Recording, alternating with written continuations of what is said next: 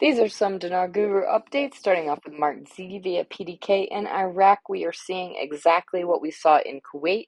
Crazy information and articles being recycled from 2 years ago. We are being inundated with BS right now. You're going to have to stay calm and let it filter through. Samson article, quote, the formation of Sudanese government pushes the Iraqis again to demand a decrease in the exchange rate of the dollar. RayRan98 says, some banks are calling their staff members. Banks are receiving or have received some written instructions with more to come. Jeff says the central bank had minimal requirements in order for the rate change to move forward.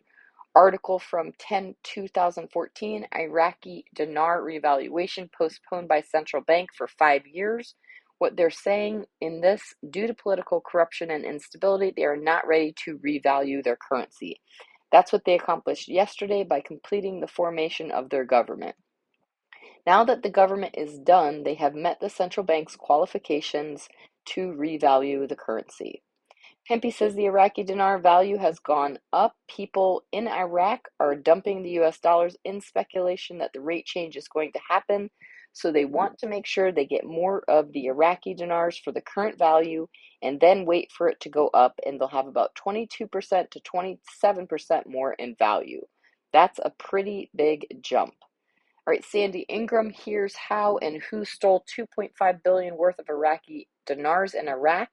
They're calling this the crime of the century.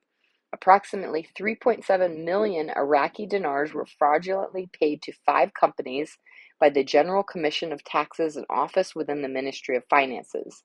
The money was paid through 247 checks between September 21 and August 22 from the commissioner's account at the state-run Rafadain Bank.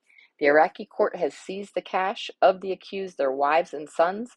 There was more than one family involved. The tax commissioner, general director, and his deputy have been arrested. Caparoni Guru Frank 26 claims Iraq is going to raise the value from 1460 back to 1200. I can tell you right now that will not happen. It does not encourage Iraq to build a flourishing economy. Various successes in Iraq, such as seating parliament or a government, is all good news, but it requires Iraq as a whole to create the conditions to build an economy. Only with the success of that economy can the dinar raise in value. RV already questions, so what is our timeline for the RV? RV already says nobody knows, but it should be pretty soon with the banks getting instructions. And Militiaman article, quote, IBBC focused on Iraq identifying business opportunities in Dubai Conference 10 and 11 November 2022. Now, this surely looks like an after-the-fact conference to me.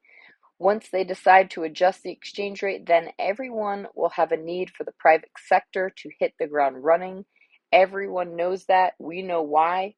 The Kuwait conference, the article of late have been thick about changing the exchange rate, deletion of the 3 zeros, and to a lesser extent, but the relevant are the small category notes.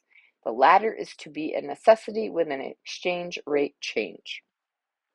Frank 26, the American dollar is tanking and suffering and losing value, so that's why the thought is that they may take it to 1200 and come out at a $1.20 to a 1 to 1 instead of the 1 to 1.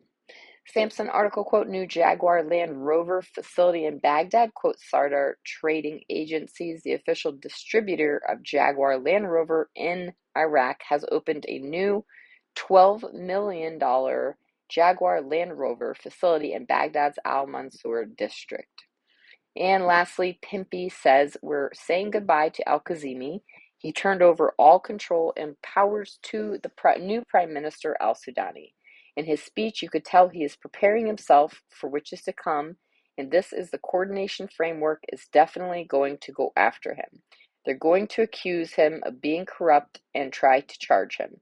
Maliki is not thrilled about the fact Al-Kazimi attempted to investigate him. Al-Kazimi is already restricted from being able to leave the country.